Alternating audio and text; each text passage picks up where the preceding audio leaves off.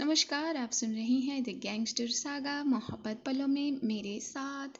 The gangster saga के पिछले episode में हमने जाना था कविशा और अमाल उस रूम में गए थे जहाँ बहुत सारी यादों की एक अलमीरा थी और कविशा ने अमाल की बचपन की यादों को खोल लिया था। और इन यादों के पलों में भी अमाल अपनी मोहब्बत के पल चुराना भूली नहीं थी। वहाँ प्रिया ज़रा नाराज़ हो गई थी उदय से और रू ने ज़रा समझाया था विनय को। एक डायरी मिली थी और डायरी में जब आंखें गई थी अमाल की तो नम हो गई थी।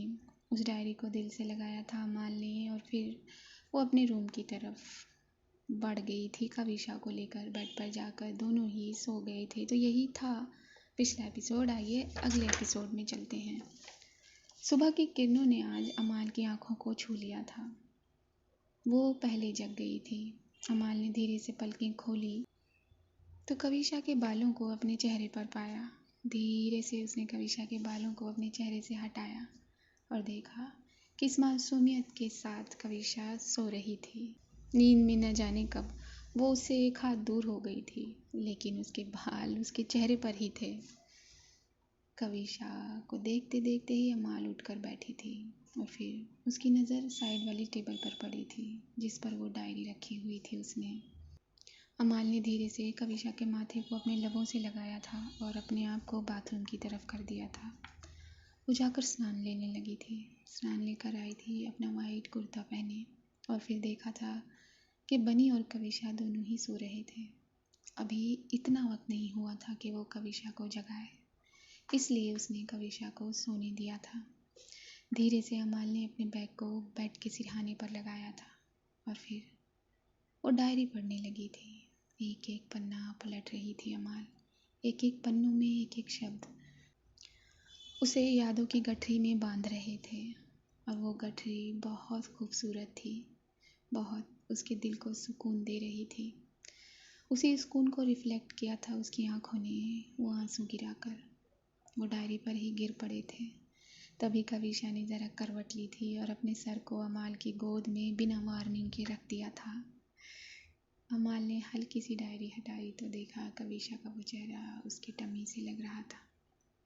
उसके बालों को अमाल ने अपने सीधे हाथ से ज़रा पीछे कर दिया था और फिर उसके सर को वो सहलाने लगी थी। कविशा का सर अमाल की गोद में था और वो नींद में थी। अमाल ने फिर से डायरी पढ़ना शुरू किया था। एक एक पन्ना पलटने के लिए वो अपना हाथ ऊपर करती और वापस उसका वो हाथ कविशा के बालों में अपने आप आ जाता, उसे सहलाने के लिए, उसे कंफर्ट जोन देने के लिए। तभी उन पन्नों को पलटते पलटते आंखों में इतना सारा पानी भरा कि उसकी आंखें होल्ड नहीं कर पाई उस पानी को और वो नीचे गिर गया। कविशा के चेहरे पर जाकर अमाल के आंसू टिक से गए। सुबह की इन किरणों ने तो ज़रा किसी और की आंखों पर भी दस्तक दी थी और वो और कोई नहीं, प्रिया थी। प्रिया ने अपने आप को एक अंगड़ाई दी थी बेड पर और अंगड़ाई लेते हुए उसका चेहरा फ़ोन पर गया था। जैसे ही उसकी आंखें उसके फ़ोन पर बजी उसकी स्क्रीन जगमगा गई, जैसे मोबाइल भी इंतज़ार कर रहा था कि कब जाग जाए प्रिया और कब उसे देखे और कब वो जगमगाए। प्रिया के लब ज़रा खिंच से गए। उसने अपना फ़ोन उठाकर जब वो मैसेज खोला तो लब के साथ साथ उसका दिल भी खिंच गया। उठ गई आप मेरे दिल की रानी। आपको मालूम है आपकी नाराज़गी ने मुझे रात भर सोने नहीं दिया। रात भर मैंने अपने आप को कैसे न कैसे रोके रखा कि नहीं, मेरी रानी की नींद खराब हो जाएगी, इसलिए मैंने कोई मैसेज नहीं किया। लेकिन सुबह होते ही मैं अपने हाथों को रोक नहीं पाया मेरी जान। हाँ, आपने ठीक कहा था कि हमें मिलकर बात करनी चाहिए, तो वो मैं मिलकर कहूँगा। मेरा इंतज़ार करना। और बस एक स्माइली था। वो उदय का मैसेज था। सुबह सुबह इतना प्यारा मैसेज आपके फ़ोन पर आ जाए तो सुबह कैसे न खुशनुमा हो। तो प्रिया की सुबह तो खुशनुमा हो गई थी, लेकिन कविशा की आंखें खुली थी अमाल के आंसू से और कविशा की निगाह सीधा अमाल के चेहरे पर गई थी। अमाल, उसके लब बोल पड़े थे।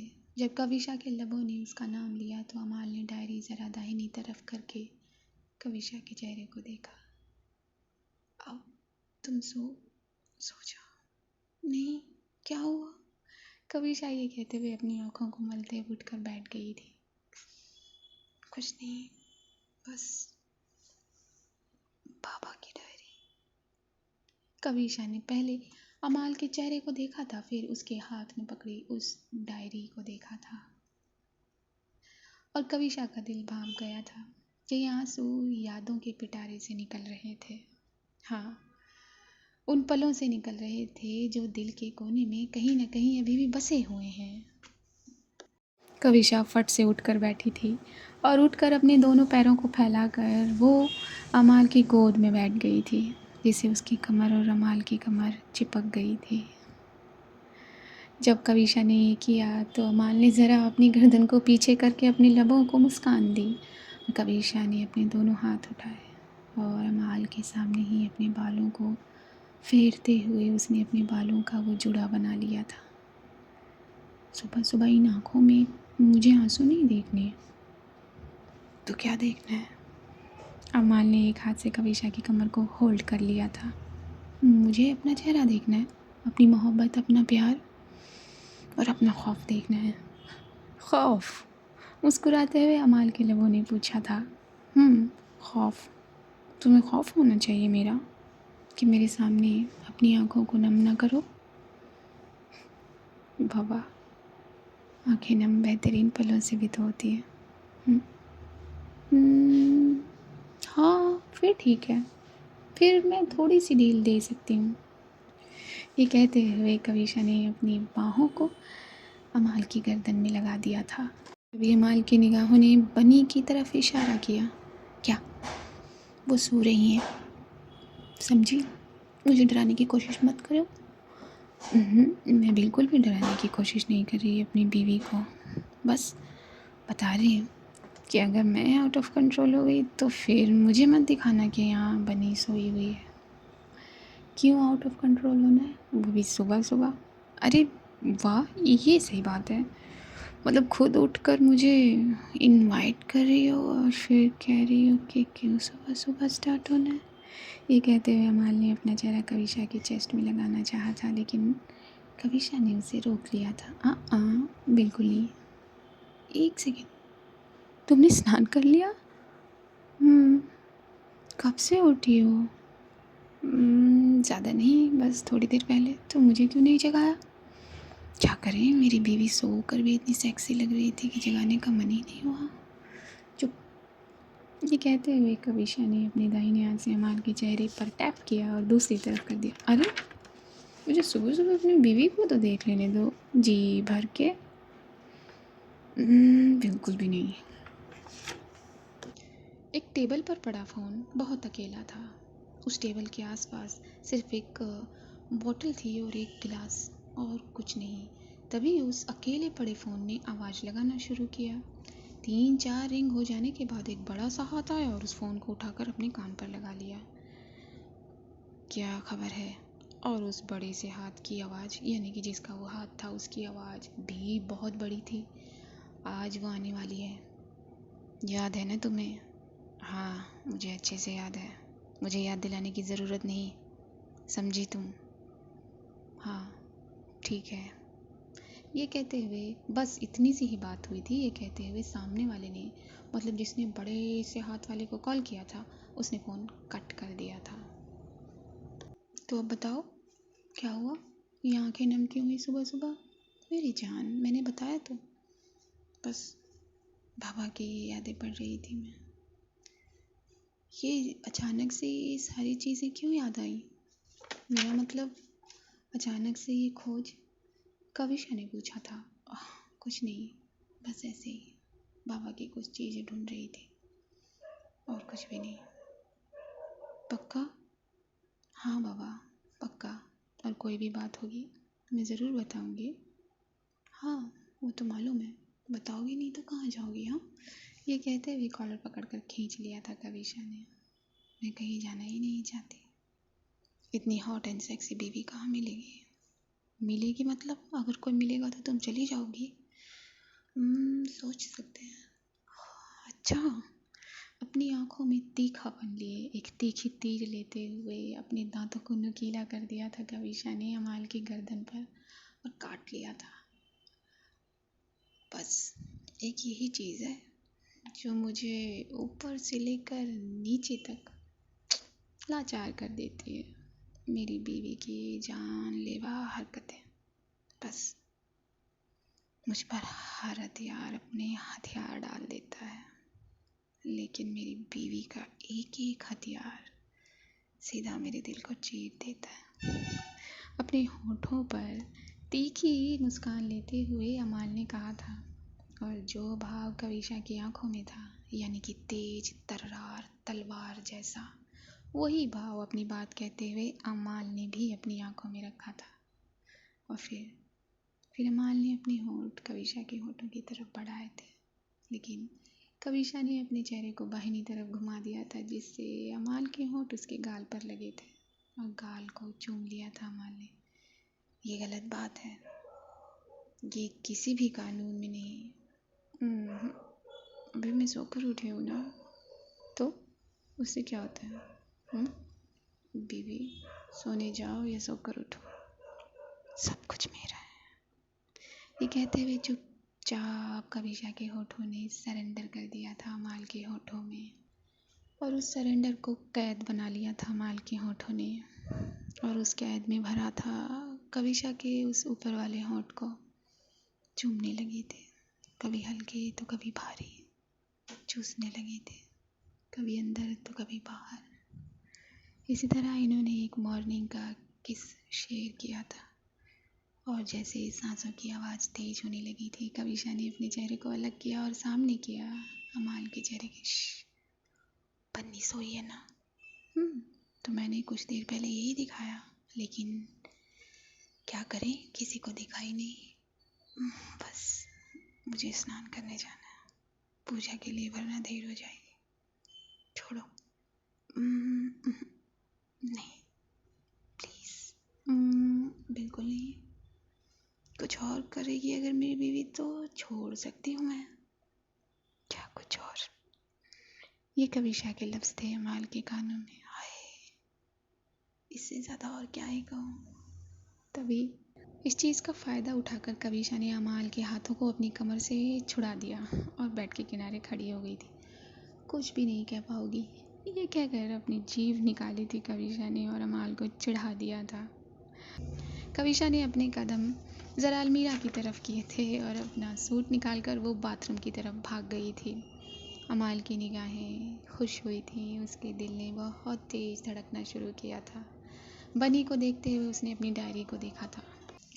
इसमें तो ऐसा कुछ भी नहीं है जैसा मिस्टर ग्रोवर ने कहा। क्या मिस्टर ग्रोवर झूठ बोल रहे हैं? लेकिन वो झूठ क्यों बोलेंगे? अमाल अब कुछ सोच में डूब गई थी। इतनी देर में कविशा स्नान करके आ गई थी।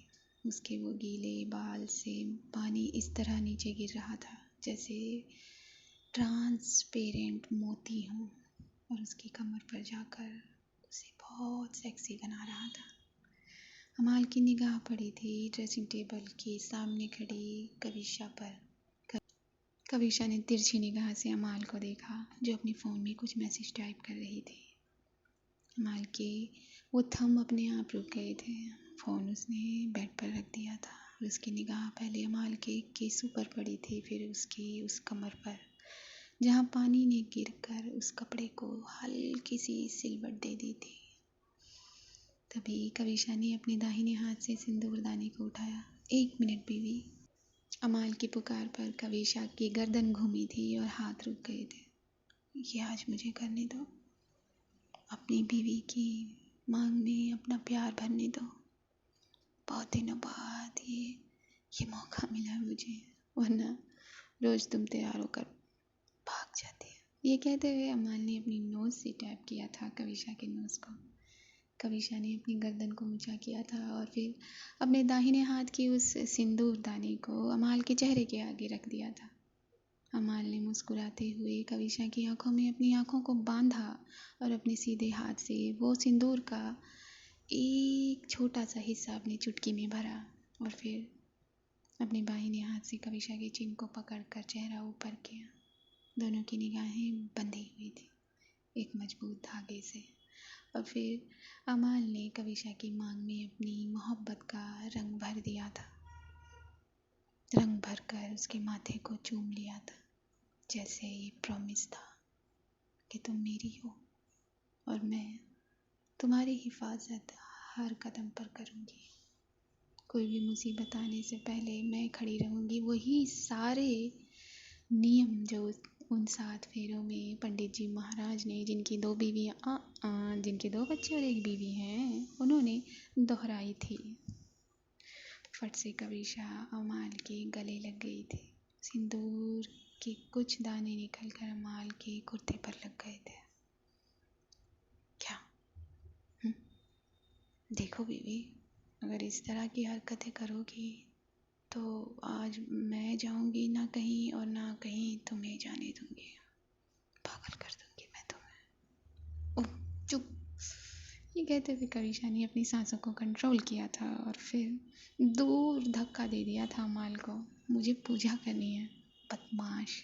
ये कहते हुए वो फट से इस कमरे से भाग गई थी। पूजा घर में पहुंची थी और सबके कानों में वो मधुर आवाज़ पहुंची थी। सबके सब जो अपनी अपनी जगह बैठे हुए थे। मॉम आजकल ज़रा गार्डन में टहलने लगी है सुबह सुबह। जैसे ही उनके कानों में कविशा की वो सुरीली आरती पड़ी, वो फट से पूजा घर में पहुंच गई। अमाल भी पूजा घर में पहुंची हुई थी। रूह ने भी अपने कदम बढ़ाने में देरी नहीं की थी। उदय भी आकर दोनों हाथ जोड़े अपने मुंह पर मुस्कान लिए आंखों को बंद किए खड़ा हो गया था भगवान के सामने, जैसे शुक्रिया कर रहा हो। तभी पूरी हुई थी पूजा कविशा की और हर रोज की तरह उसने सभी को चरणामृत दिया, आरती दी, आशीर्वाद लिया। अगर यहाँ कोई नहीं था तो कुछ दास या दासी होंगे जो काम में बिजी थे या कहीं गए हुए थे, क्योंकि यहाँ काका भी खड़े हुए थे अपनी धोती को कड़क प्रेस किए हुए। पूजा के बाद सभी लोग अब नाश्ते की टेबल पर आकर बैठ गए थे। कविशा किचन में चली गई थी जो भी बना था उसको चेक करने, और फिर टेबल पर नाश्ता लगा दिया गया। आज तुम्हें कहीं जाना है क्या? काका ने पूछा था अमाल की तरफ अपनी आंखें बड़ी करते हुए। हाँ काका, एक मीटिंग है। कहाँ है मीटिंग? वो थोड़ी ही दूर पर है। क्या गांव से अलग है? हाँ शायद। शायद मेरा मतलब हाँ काका, गांव से अलग है। क्या हुआ, कोई काम है तो आप बता दीजिए, मैं कर दूंगी। नहीं नहीं, कोई काम नहीं है, बस इसी तरह पूछ रहा था मैं। क्या पूछ भी नहीं सकता? अरे नहीं नहीं काका, आप तो बुरा मान गए। जब ये इन दोनों का ये छोटा सा वार्तालाप खत्म हो गया तब कविशा अपने हाथ में ट्रे लिए हुए आई। बैठ जा, ये सब हो जाएगा, मॉम ने कविशा को कहा था।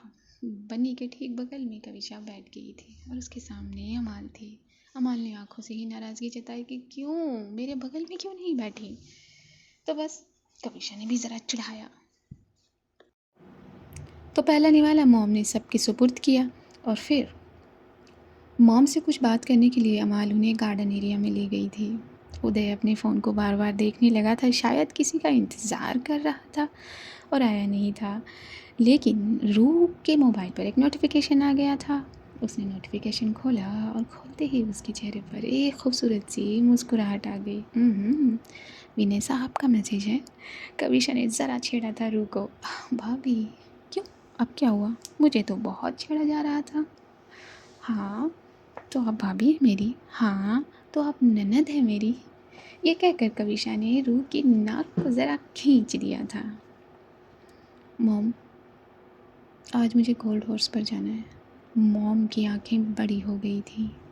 मुझे मिस्टर ग्रोवर ने बुलाया है। जैसा कि मैंने आपको बताया था, वो मुझे हेड बनाना चाहते हैं गोल्ड हॉर्स का, सौंप देना चाहते हैं वो पूरा एम्पायर।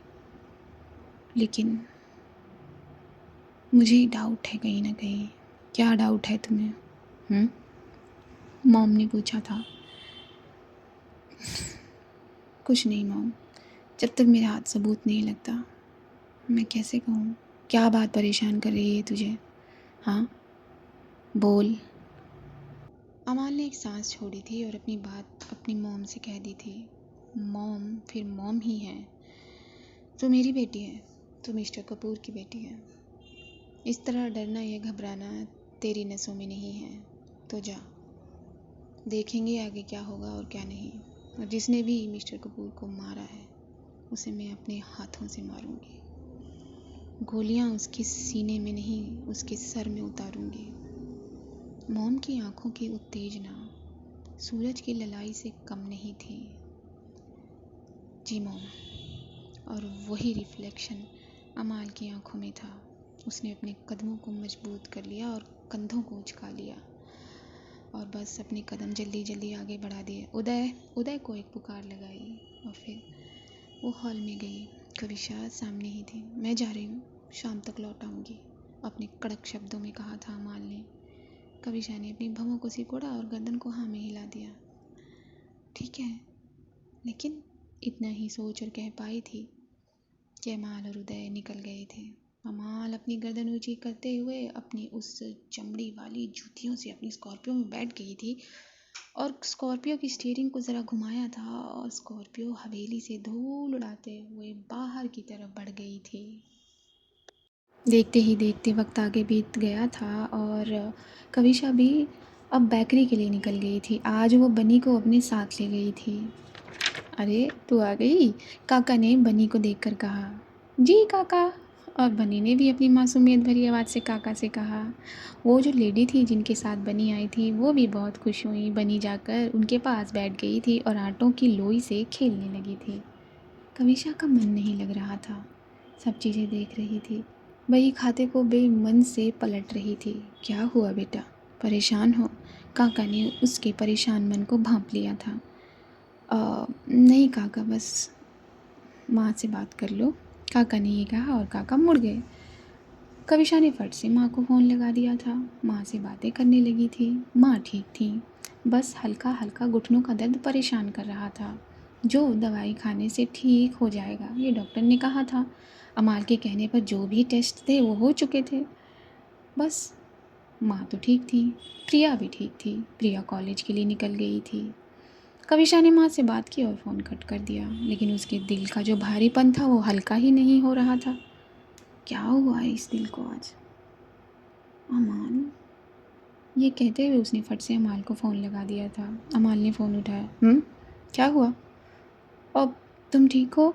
कविशा ने कहा। हाँ बीवी, मैं ठीक हूँ। अब तुम सुबह इस तरह मुझे बोल कर आ गई, मेरा मन नहीं लग रहा। मन कैसे लगेगा, वो तो मेरे पास है। अमाल, मुझे इस मन के साथ काम करने की आदत नहीं है। अच्छा, तो किस मन के साथ काम करना है? बोलो बीवी, वो ही मन कर देते हैं। अमाल, तुम मुझे परेशान कर रही हो। अच्छा, फ़ोन पर भी मैं परेशान करती हूँ? हाँ, बहुत। कैसे? शाम को बताऊँगी। ठीक है, मैं ठीक हूँ, अपने मन को ठीक करो। और ये कहते हुए अमाल ने एक ज़ोरदार किस का साउंड कविशा के कानों के थ्रू कविशा के दिल पर पहुंचा दिया था। फ़ोन कट हो गया था। वक्त ऐसे आगे बीत गया था। शाम हो गई थी और कविशा बेकरी से निकल रही थी। बनी भी उसके साथ साथ निकलने के लिए तैयार थी। शाम हो गई है, मैं पूछ लूँ कहाँ है वो? ये कहते हुए कविशा ने अमाल को फ़ोन लगाया। अमाल का फ़ोन बजे जा रहा था, लेकिन रिसीव होने का नाम ही नहीं। अब ये क्या प्रॉब्लम है? फिर से कविशा के दिल ने भारीपन महसूस किया और उसने उदय को फ़ोन कर दिया। उदय ने हल्के से फ़ोन उठाया, जो धीरे धीरे बात कर रहा था। कहाँ हो तुम लोग? भाभी थोड़े से बिज़ी हैं, जल्दी निकलते हैं यहाँ से, जल्दी घर पहुँचेंगे।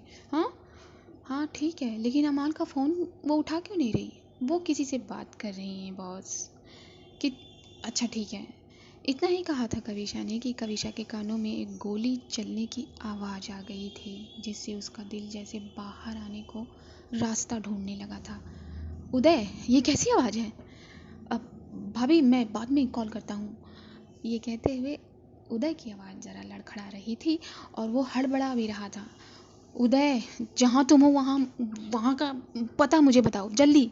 उदय ने जल्दी जल्दी हड़बड़ाते हुए अपने आप को बचाते हुए अपनी गन को निकाला और अपने सीधे हाथ में गन पकड़कर तान दी और वो गाड़ी के पीछे छुप गया। पीछे छुपकर उसने भी गोली चलाई। उसका फ़ोन उसके कान पर था, उसके बाहिने हाथ के ज़रिए। उदय, तुम बोलोगे कि नहीं? जल्दी बोलो, तुम कहाँ हो? उदय ने एक पता बताया और फ़ोन उसने बिना काटे ही अपनी जेब में रख लिया। काका, आप बनी के साथ रहना, हो सके तो आप इसे घर ले जाना, मुझे काम है। कविशा ने ये कहा और अपनी कार को स्टार्ट किया और फिर उदय के बताए हुए पते पर वो निकल पड़ी थी। आप कहाँ निकल लिए? क्योंकि आज के इस एपिसोड में इतना ही। जानेंगे बूझेंगे अगले एपिसोड में। हाँ, बाहर आ जाइए, ये कहने की ज़रूरत है क्या? बस देखते हैं क्या होगा और क्या नहीं। मुस्कुराइए, मुस्कुराने की वजह तो मैं आपको दे चुकी, और कैसे वजह दूँ? ख्याल रखिए, और स्टोरी कैसी लग रही है ये बताना मत भूलिए। कमेंट के ज़रिए लाइक कर दीजिए, शेयर कर दीजिए। थक गई मैं, बस इतना ही कहूँगी। आप जब तक ये सब करने की कोशिश करते हैं तब तक के लिए see you at the other side. नमस्कार।